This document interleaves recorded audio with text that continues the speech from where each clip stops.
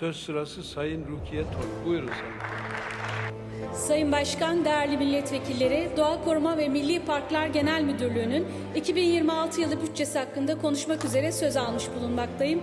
Yüce heyetinizi ve aziz milletimizi saygıyla selamlıyorum. Doğa Koruma ve Milli Parklar Genel Müdürlüğü, ülkemizin zengin biyolojik çeşitliliğinin belirlenmesi, izlenmesi, geleneksel bilginin derlenmesi ve toplumsal farkındalığın artırılması, av ve yaban hayatının sürdürülebilirliği ile biyokaçakçılıkla mücadele ve doğa turizmi açısından son derece önemli bir alana sahiptir.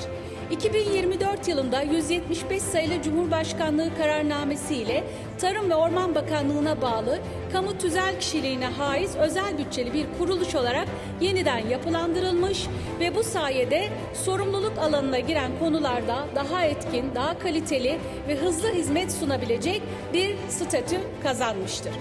Öte yandan doğa korumadaki bütüncül yönetim yaklaşımının daha ileri seviyelere getirilmesi, hassas koruma gerektiren milli park alanlarında daha etkin korumanın sağlanması, uluslararası düzeydeki doğa koruma ve korunan alanların yönetim anlayışındaki gelişme ve değişmeleri karşılayabilmesi ve bu doğrultuda Genel Müdürlüğün teşkilat yapısını güçlendirilmesi gibi gereksinimlerden ilgili kanun metinlerinde değişiklikler yapılmasına ihtiyaç duyulmuştur.